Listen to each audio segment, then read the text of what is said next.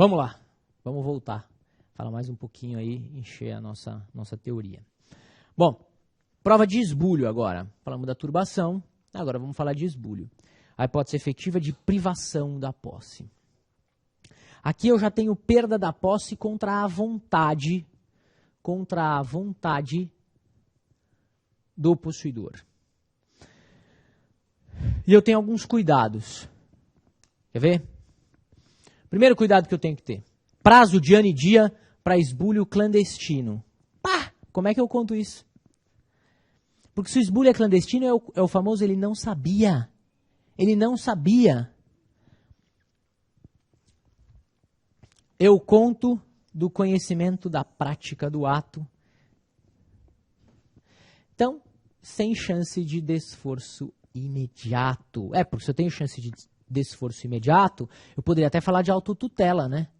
Mas eu não tenho essa condição.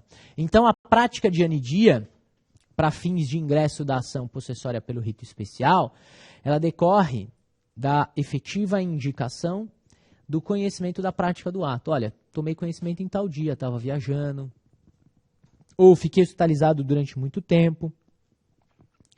Fatos que impediam, que obstavam o pronto conhecimento. E aqui é aquela questão que eu falei para vocês da fazenda, daquele meu desenho incrível, diante de situações práticas ou cumulativas ou limites, autorizam a ação de reparo ao dano mais forte, né? No meu exemplo era a reintegração, ante o esbulho parcial, turbação parcial, uma ameaça também em parte, aí a gente vai para o remédio jurídico mais forte. Data da turbação ou esbulho. A importância da data, ela acaba aparecendo no tocante à concessão de liminar, porque o prazo ele é decadencial e fatal. Então eu tenho isso para fins de adoção do procedimento adequado, com início no momento da violação da posse. Se pública a violação ou na presença de administrador ou familiares, possibilitado o conhecimento, o prazo inicia-se o prazo decadencial, exatamente da possibilidade de conhecimento da violação, ok? E o último dos requisitos, numa hipótese de turbação, numa hipótese de esbulho, é a perda da posse, ok? E na situação em que comprovada a turbação, a continuação da posse, ainda que de maneira embaraçada. Então, esses são os requisitos para fins de sucesso da ação possessória.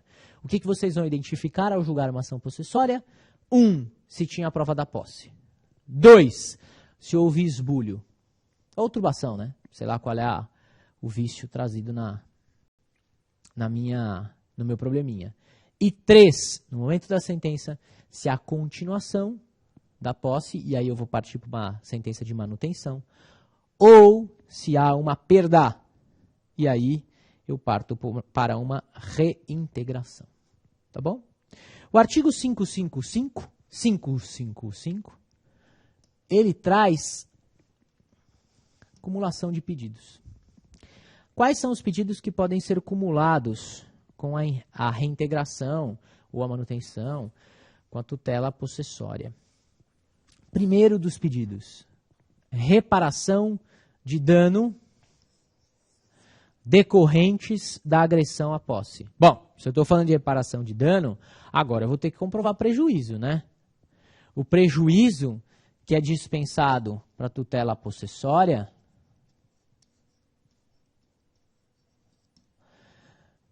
ele é obrigatório de comprovação para fins de reparação de dano. Indenização dos frutos. E aí, a analisar a posse de boa-fé ou de má-fé, eu só deixei aqui a ideia de possuir de boa-fé, má-fé, porque vocês têm que lembrar que a questão dos frutos, ela é importante. Evidente que nós vamos ter uma possessória de possuidor de boa-fé, porque o possuidor de má-fé só é possuidor de má-fé para aquele a quem ele lesou. Correto? O que eu quero dizer com isso? Eu invadi a fazenda. No momento da agressão, o proprietário e possuidor não falou nada. Cessada a violência, inicia-se o quê? Uma posse injusta, porque ela decorreu em sua origem de violência. Todo mundo está comigo? Tá bom. Em relação a este proprietário e possuidor, eu sou possuidor de boa fé ou de má fé? Boa fé. Não, má fé. Má fé. Para ele, má fé. Porque ele sabe que o início da minha posse foi injusta. Agora, e para qualquer outra pessoa? Qualquer outro terceiro que não aquele. Minha posse é melhor do que a dele? Sim. Ok? Então eu preciso saber exatamente qual é o caso, e acredito que seja de boa fé, para fins de indenização. E aí o código traz aquelas hipóteses de frutos percebidos, aos quais fará jus o possuidor de boa fé e assim por diante. E o terceiro ponto é a imposição de multa, instrumento de prevenção. O juiz pode fixar uma multa para que não ocorra o descumprimento. Tá bom?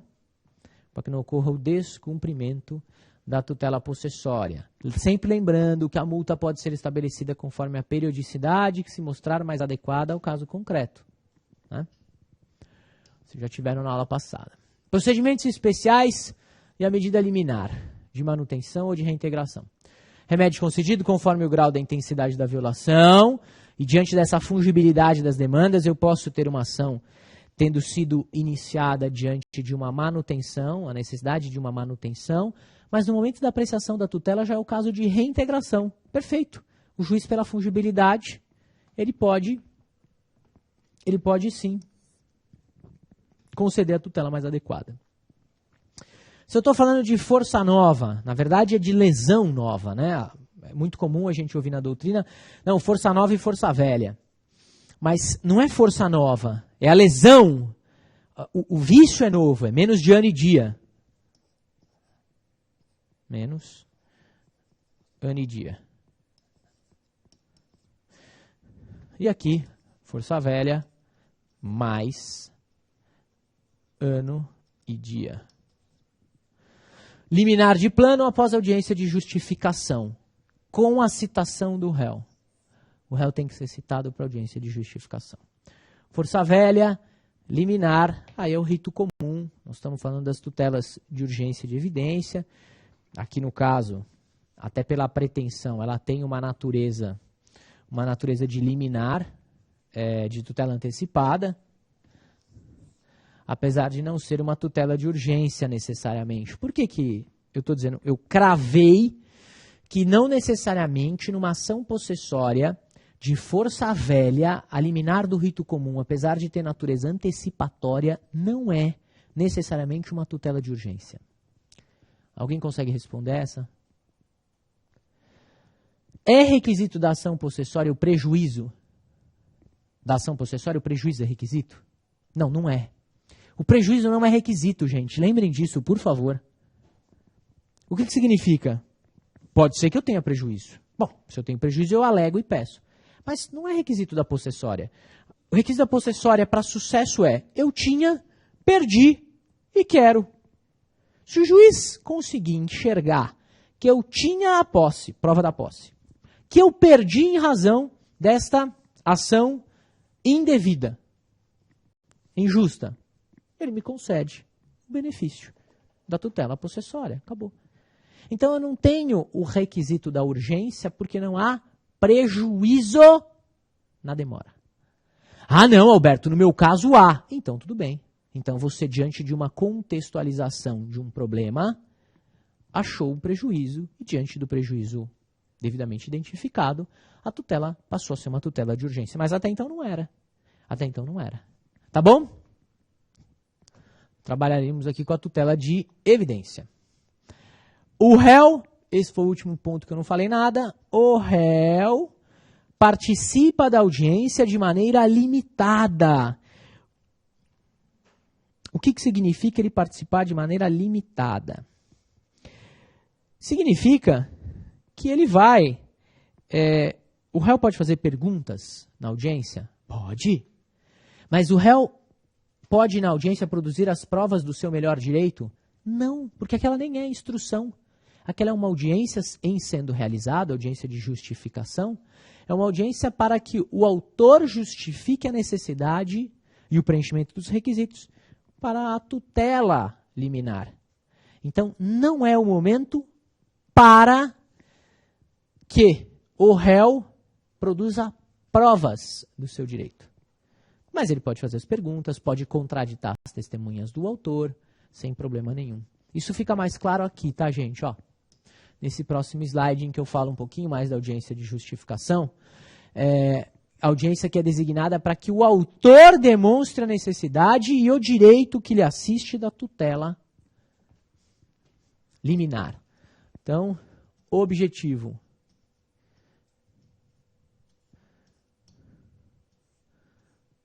Tutela liminar.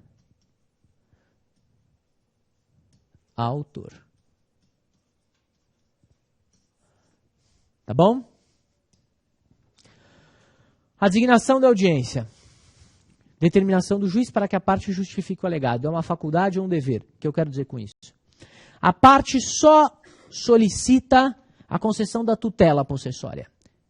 Juiz, eu comprovo documentalmente que você tem que, liminarmente, determinar a minha manutenção ou a minha reintegração na posse. Ele não pede a audiência de justificação. Ele não pede. O juiz ele pode, entendendo não preenchidas as condições para a concessão da liminar, ele pode já marcar a audiência, independentemente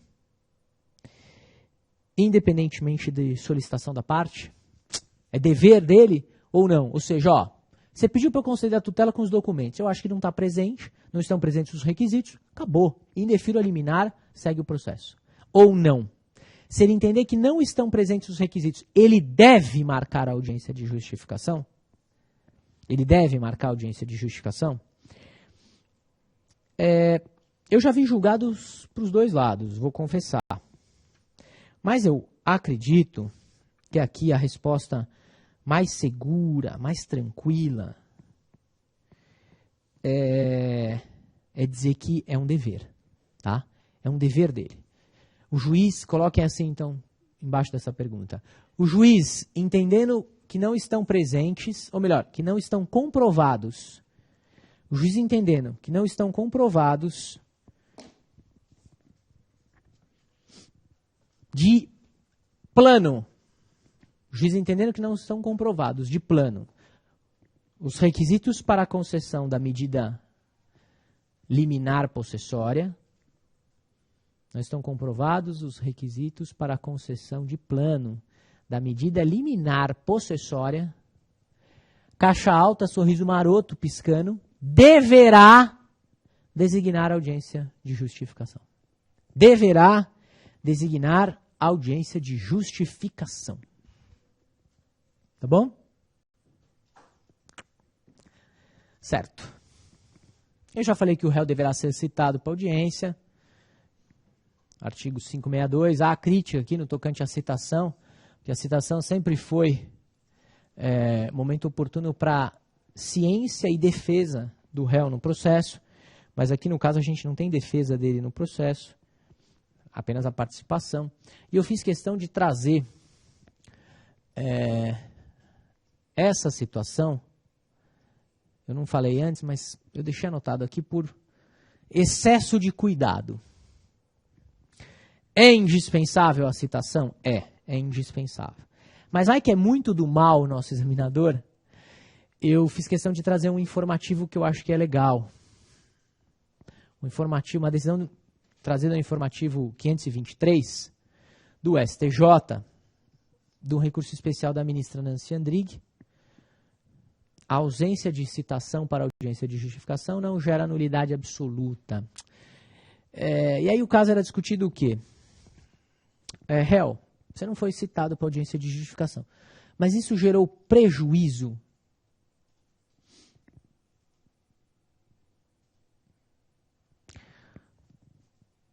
E aí a gente vai ter que, com isso, ter mais essa carta na manga, porque Vamos pensar que o nosso probleminha traz a seguinte situação. Só para exigir uma atualidade de vocês, ele fala que o réu em defesa contesta a nulidade do feito por ausência de citação para a realização da audiência de justificação, ainda que não demonstrado prejuízo. E aí?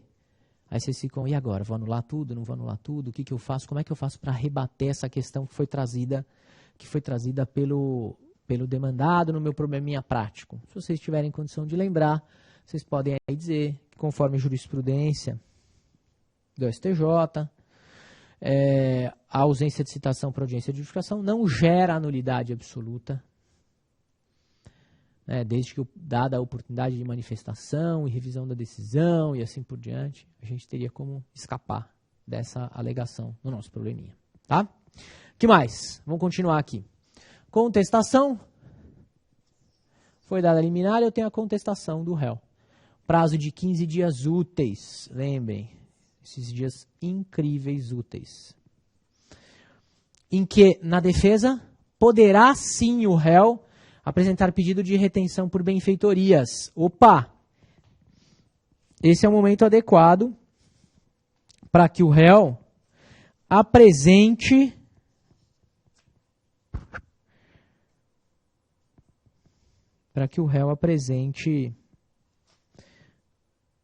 sua contestação com a indicação das benfeitorias feitas. E aí aquela coisa, ele estava de boa fé? Ele estava de má fé? E aí a gente... Não, o réu estava de má fé. Perfeito, mas ele tem direito à indenização? Tem direito à indenização. Mas ele tem direito à retenção? Não tem direito à retenção. Não, ele estava de boa fé. Então ele tem direito à indenização quanto às benfeitorias necessárias e as úteis. Boa fé. E as voluptuárias? Ele pode levantar sem a depredação da coisa. Tem direito de retenção. Aí, regra de direito civil. Mas isso vai constar na minha contestação. Tá bom? E aí, procedimento comum para continuidade do feito, sem problema nenhum. Aí a gente vai para a regra geral de procedimento, e aí segue normalmente. Tá bom? Modelos de dispositivos. Deixei para vocês um modelo de reintegração. Ante o exposto, julgo procedente o pedido com resolução de mérito nos termos do artigo 487 do CPC, para determinar que o autor seja reintegrado na posse do imóvel descrito às folhas, devendo ser expedido mandado de reintegração de posse pela serventia. 2. Condenar o réu em perdas e danos, fixadas em bababá, a gente já sabe fixar juros e correção monetária, podemos usar isso aqui, mas eu fiz de um jeito em que eu coloquei todos os pedidos, uma vez possíveis, né? 3. Cominar multa diária no importe de X reais, em caso de nova violação. 4. Determinar o desfazimento da construção feita em detrimento da posse do autor. Por quê? Sei lá, vai ver o cara invadiu e já construiu um barraquinho. Destrói. Dever dele de destruir. Custas e honorários pelo réu, os últimos fixados em 10% do valor atualizado da causa. Qual é o valor da causa nas ações possessórias? É o bem reclamado. É o bem pretendido. É o bem em disputa. E todos eles são a mesma coisa. Tá? Foi? Segundo modelinho que eu deixei para vocês aí. Vamos para o segundo modelo. Manutenção de posse. Ante o exposto, julgo procedente o pedido, com resolução de mérito, nos termos do artigo 4871 do CPC, para determinar que o autor seja mantido na posse, devendo ser expedido o mandado de manutenção de posse pela serventia. Lembrem de uma coisa, eu não coloquei aqui, porque eu deixei um modelo bem próximo dos pedidos, tá? Mas eu quero depois fazer uma observaçãozinha. 2. Cominar pena de multa diária no importe de tantos reais em caso de violação. Custas e honorários do réu, os últimos fixados, 10% do valor atualizado da causa. O valor da causa é o bem reclamado. O que eu não coloquei nos meus dois modelinhos, mas que pode ser muito possível na prova de vocês? A liminar. Se tem liminar, o que eu vou ter que fazer nos meus dispositivos?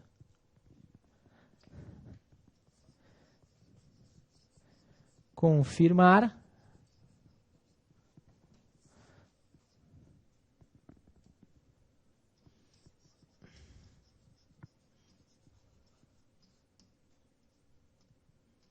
Certo? Confirmar a liminar. Eu tenho que confirmar a liminar. Tá bom? Parece óbvio, mas a gente não pode esquecer, né? Se a liminar for concedida, a gente confirma ela em sentença. E para fechar aqui os meus modelinhos, interdito proibitório. Ante o exposto, julgo procedente o pedido, com resolução de mérito, nos termos do 487, inciso 1 do CPC, para determinar que o autor não seja molestado em sua posse, sob pena de multa diária, no importe de X reais, em caso de violação, de nova violação, né? Custas e honorários pelo réu, os últimos fixados em 10% do valor atualizado da causa, bem reclamado. Tá bom? A gente vai trabalhar depois com os nossos probleminhas, tá? Eu deixei aqui 3, mas a gente trabalha com eles depois. Ação de usucapião.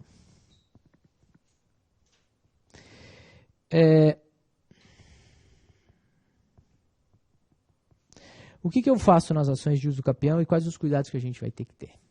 É óbvio que tem uma parte interessante aqui de direito material que a gente não tem como não enfrentar. Essa parte de direito material, eu vou enfrentá-la simplesmente para que a gente possa preencher a nossa fundamentação da sentença, tá bom? Então, se sobrar alguma coisa, pô, mas eu fiquei com alguma dúvida. Eu fico super à vontade, já passou o Twitter aí, @Alberto_Gentil.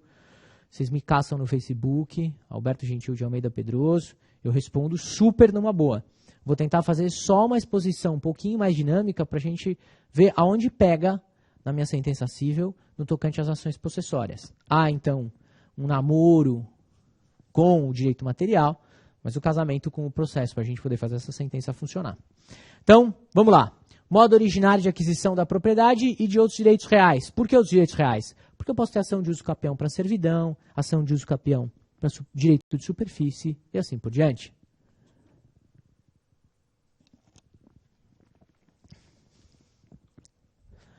Posse prolongada, mais qualificação dos requisitos, mais qualificada pelos requisitos.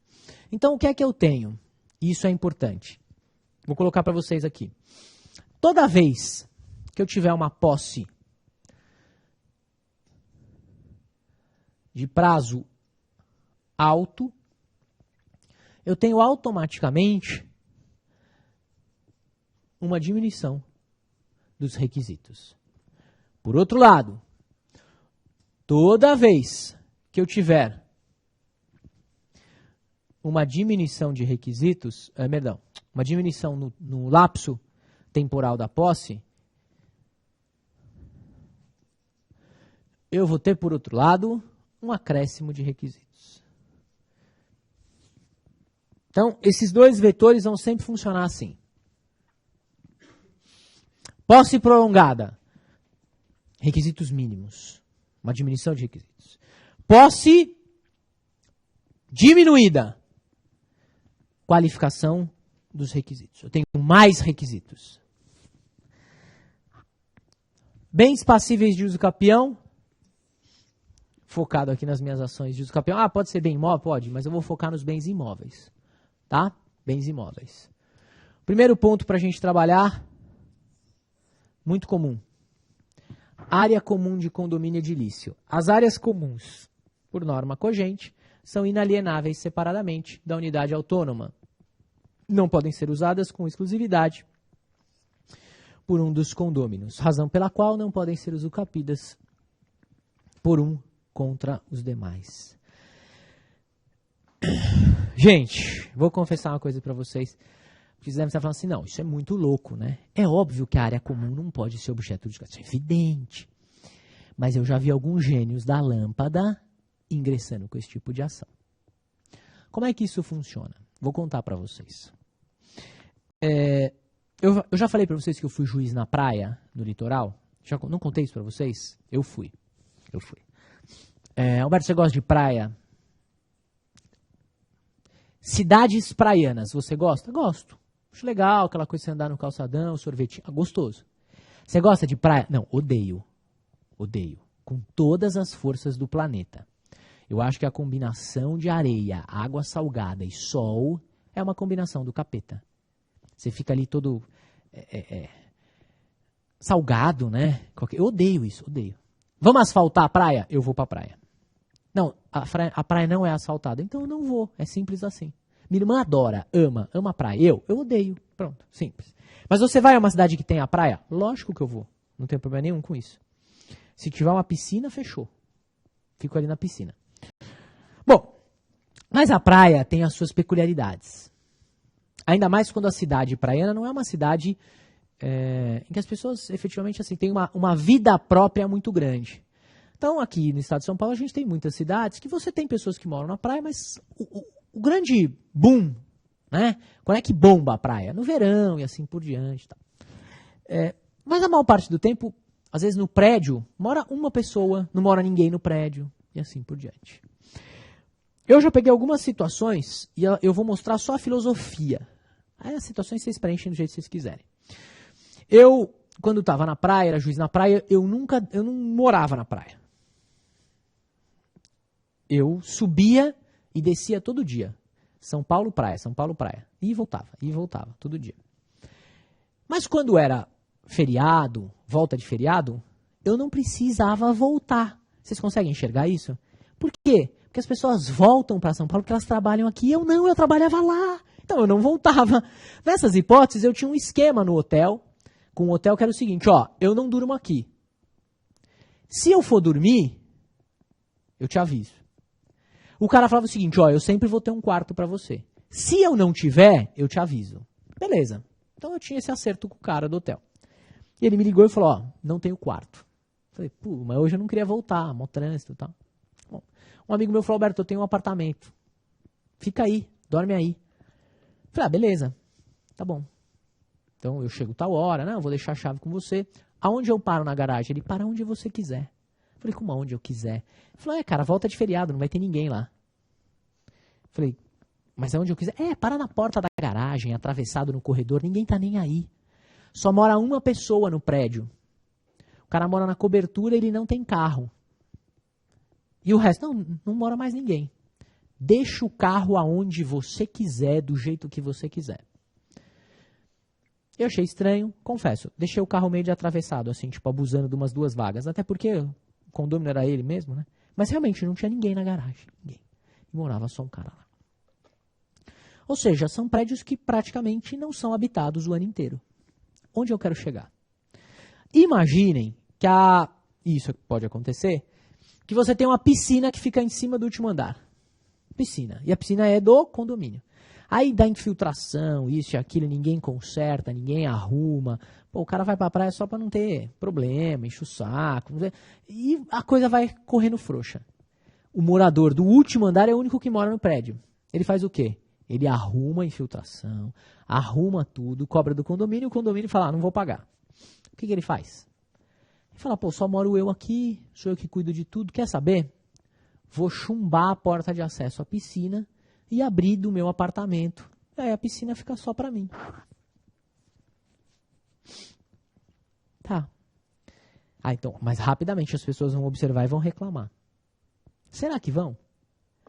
As pessoas quase não vão. Então, para identificar que aquilo aconteceu, temos que esperar o próximo feriado ou as próximas férias.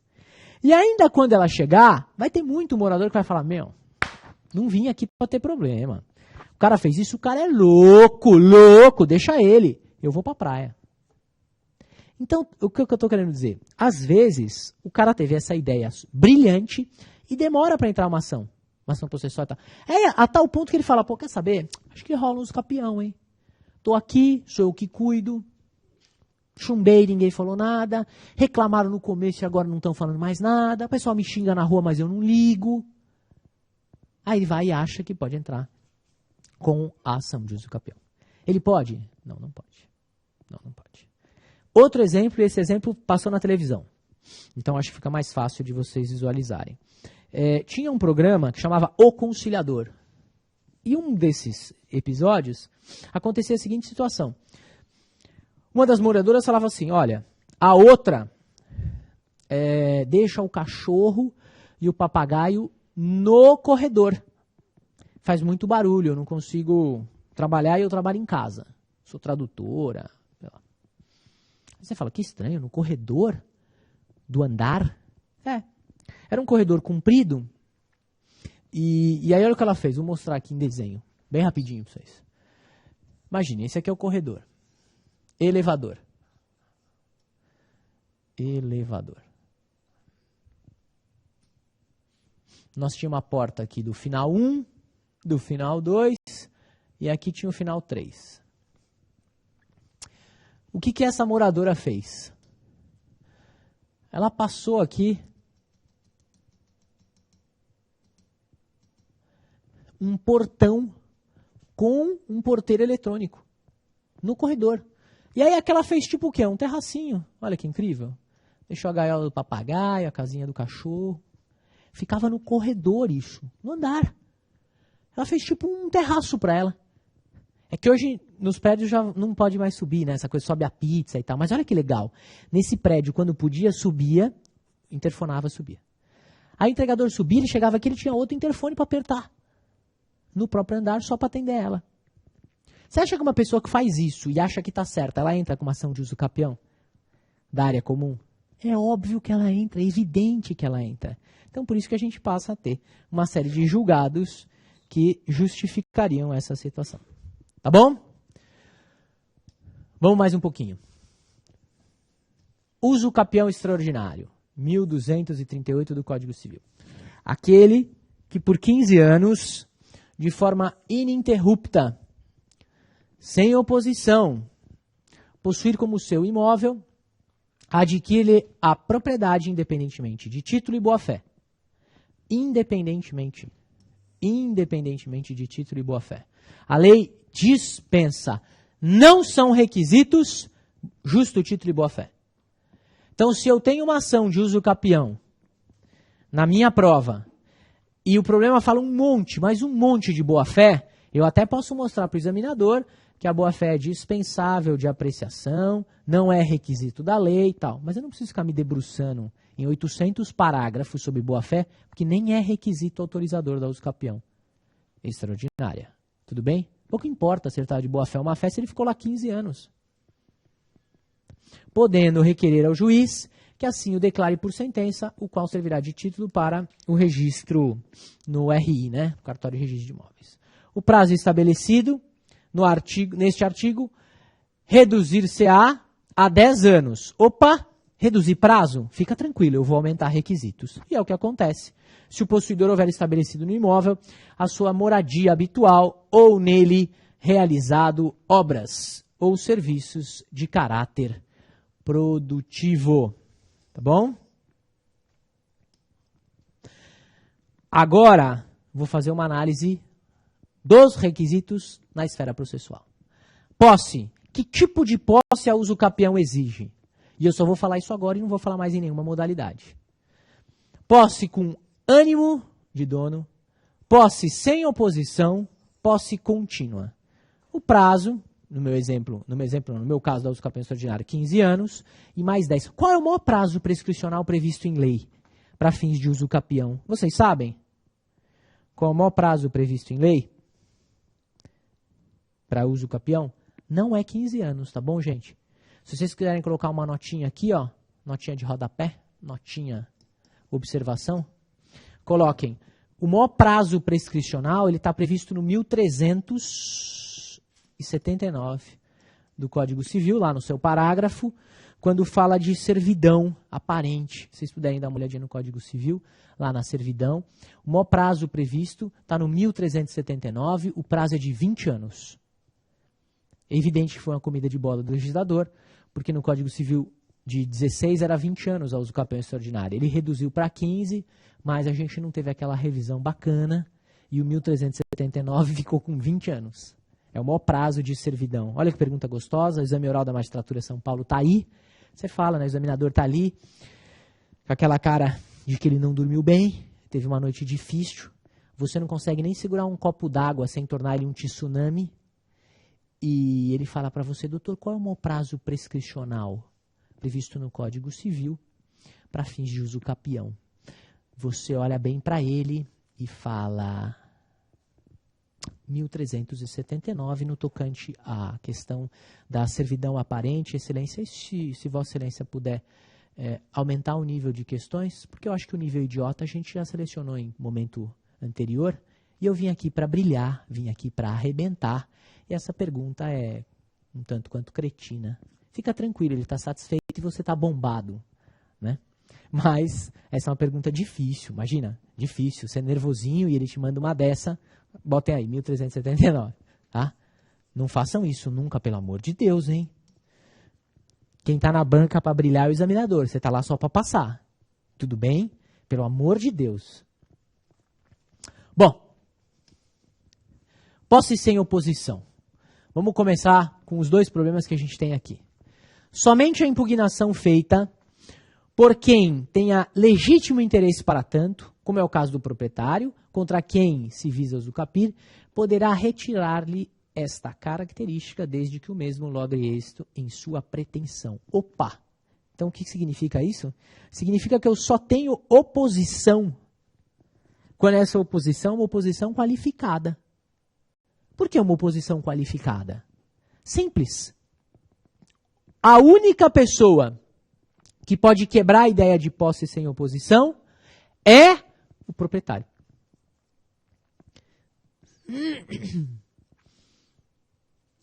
Tudo bem? Só esse cara é que pode quebrar a oposição. E mesmo assim, essa oposição qualificada feita pelo proprietário só terá, vocês têm aí no material, só terá alcançado a finalidade de quebra da oposição se a demanda, a pretensão obtiver êxito. Tá aí para vocês. Gente, ó, eu vou sair da tela um segundo aqui, mas eu preciso que vocês lembrem. Desde que o mesmo logre êxito. Ó.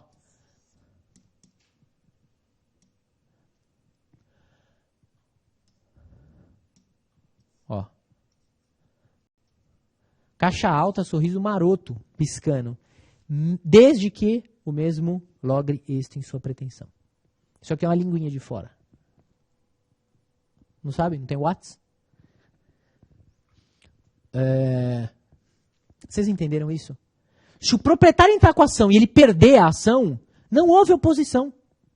A oposição só é quebrada se o proprietário ingressar com a demanda e obtiver sucesso. E, portanto, ele quebra essa situação, não só de continuidade, mas de oposição. A ideia de oposição como uma medida efetiva. Tá bom? Segundo ponto. Aqui, ó, segundo ponto aqui embaixo. Se um terceiro não o proprietário apresentar oposição indevida à posse, não será suficiente para obstar o prazo da usucapião e descaracterizar a posse mansa e pacífica. Então, quer dizer que não foi o proprietário, foi um outro qualquer, que atrapalhou, embaraçou o exercício da posse. Se o possuidor ingressou com um remédio jurídico processual, ou seja, se ele ingressou com uma ação possessória e ganhou a ação contra o terceiro, o prazo para o proprietário continuou sem oposição. Vocês entenderam isso? Os de longe, os de perto. Uma angústia, um desabafo, um aborrecimento no Twitter, alguma coisa. Estamos bem até aqui? Entenderam isso? Não tem quebra de oposição. Se quem foi o responsável pela oposição não for o proprietário e e não acabou por obter sucesso, êxito. E com isso, eu trago um julgado para vocês que, na minha opinião, é muito legal. Processo civil, agravo regimental, recurso especial, fundamentação apenas na linha C do permissivo constitucional, usucapião, prescrição aquisitiva, interrupção do respectivo prazo não verificada, ação possessória julgada improcedente. O que eu quero de vocês? É aqui. Porquanto a jurisprudência atual desta Corte, diversamente da tese invocada pelos agravantes, converge no sentido de que a citação, gente, olha isso, a citação efetuada em ação possessória julgada improcedente não interrompe o prazo para a prescrição aquisitiva, para a uso capião. Vamos traduzir isso daqui, porque, na boa, isso aqui é muito importante. É muito importante. Pode até arranjar um pedacinho aí para me colocar na tela, mas não precisa tirar o julgado, não. Sei que essa atrapalha porque o julgado ocupa o slide inteiro. Isso é muito importante, gente. Por que isso é muito importante? O que a jurisprudência da STJ está dizendo para a gente? Cara, meu velho proprietário, se você não tem posse, ingressar com uma ação possessória e você perder essa ação, o ato de citação não interrompe o prazo aquisitivo. Alberto, troca isso para o exemplo. Troco. Você arrematou um bem imóvel. Você não tem posse, mas é o proprietário. Em vez de entrar com uma ação de emissão, você entra com uma ação possessória. Como você nunca teve posse e não pode discutir domínio numa ação possessória, a súmula 487 do STF. Nossa, isso ainda está em vigor? Acabei de dar um julgado de 19 de maio de 2016 em que é citada a súmula. Lembram disso? Foi agora. Lembram de mim? Sabem quem eu sou? Foi agora, faz 15 minutos. Agorinha. Tá bom. Ele perdeu a ação. Então, o réu da ação possessória, que era possuidor, e não era proprietário, teve o seu prazo abalado? Não teve. Porque não houve oposição. Ainda que promovida uma ação judicial pelo proprietário, mas sem êxito, a citação não é hipótese de interrupção do prazo. Continua correndo o prazo da prescrição aquisitiva. Aí depois que o proprietário tomou todas as porradas possíveis, que foi esse caso, porque ele foi até o STJ, ele fala, tudo bem, já entendi, eu não tenho ação possessória. Eu vou entrar com ação de emissão na posse. Quando ele entra, aquele réu da ação possessória, e agora a réu na ação da emissão, vai falar o quê? Querido, Jorge Mateus pode chorar, eu não volto para você. Por isso que eu gosto do sertanejo universitário, ele resolve os meus problemas jurídicos. O que eu estou dizendo? O que a jurisprudência está dizendo para você? Você demorou tanto para entrar com a ação certa, que agora que você entrou, como não houve o embaraço ao prazo, se adquirido o lapso necessário para uso capião, eu alego em defesa a uso capião, a ação de emissão vai ser julgada improcedente, e aí por meio de ação adequada, o reconhecimento da uso capião em favor daquele então réu nas ações possessórias e de emissão. Todo mundo entendeu isso? Muito grave, né? Muito forte esse julgado. Então, acho que é importante a gente ter ele na manga. Tá bom? Posse contínua. A posse deve ser contínua sem interrupções. O possuidor não pode possuir a coisa em intervalos.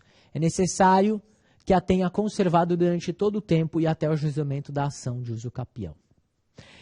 Só para vocês entenderem essa ideia, eu acho que os homens vão entender melhor, as mulheres vão ter um pouco mais de dificuldade. Por quê? Porque as mulheres elas têm um coração muito melhor do que o coração dos homens. E por isso elas vão ter dificuldade em entender essa ideia de posse contínua. Vocês querem ver por quê? Vou mostrar para vocês. Pode colocar na tela aqui. Vou trabalhar isso com vocês. Você namora um carinha, 8 meses. Aí vocês terminam. Tá bom, terminam. Aí depois vocês terminam e ficam separados durante 4 meses. Aí quando vocês voltam, vocês já estão há 4 meses com ele. Se alguém perguntar para vocês, mulheres apaixonadas, há quanto tempo vocês namoram com eles? O que uma mulher apaixonada fala? 1 ano e 4 meses a gente está junto. Se vocês perguntarem para ele quanto tempo, ele vai responder 4 meses. Ele não é romântico. Não, ele é juridicamente correto. Como assim? Não se conta a posse contínua quando ocorrem intervalos entre elas. Está escrito aí no material de vocês. Se vocês ficaram 8 meses juntos, 4 meses separados e depois 4 meses juntos, vocês estão há 4 meses juntos. Não há 1 ano e 4 meses. Mas e o coração? Coração nada, querida. Isso aqui é direito, meu bem. Não inventa moda. Quer dizer, então, que os 4 meses que ele ficou, sabe lá fazendo o quê? Botando a boca, sabe lá onde? Você considera como tempo seu? Então, há quanto tempo você namora? 4 meses. Então o que eu quero dizer quanto à posse contínua é, não posso contar intervalos. Se eu tive uma hipótese de intervalo, eu tenho a quebra da continuidade e o recomeço na contagem do prazo de aquisição. Vocês entenderam isso? Tudo bem? Então tá bom. Eu sei que vocês mulheres têm dificuldade nessa interpretação, mas é porque o coração fala mais alto. Eu entendo isso. Eu admiro. E juridicamente, tá errado. Tá errado, tá bom? Vamos continuar aqui, só para acabar esse pedaço. O fato de mudar-se para outro local não significa necessariamente abandono da posse, se continuou comportando-se como dono em relação à coisa. Ah, o fulano de tal estava no lugar, aí ele resolveu que vai voltar para a cidade natal dele, mas deixa o cunhado morando lá. Ele não tem um contato físico, mas ele também não abandonou. Ele continuou se comportando como dono, tanto é que emprestou, não é isso? Estabeleceu, sei lá, um contrato de locação com o cunhado dele. Se o interdito for julgado em favor da outra parte, reconhecendo-se melhor posse, a do usucapiente será considerada descontínua. Então, se alguém ingressar com a ação, aquele proprietário, ele ingressou com a ação e ganhou a ação. Nessa situação, eu tenho a posse descontínua. Tá bom? Nós vamos ficar, a aula está acabando, nós vamos ficar na usucapião ordinária do 1242, tá bom? Usucapião ordinária do 1242. Vamos parar então uns minutinhos aí para tomar um café, tomar uma água, digerir esse momento emocional de que você não pode contar o período dos outros no seu relacionamento e daqui a pouco a gente volta, tá bom? Até daqui a pouco, gente.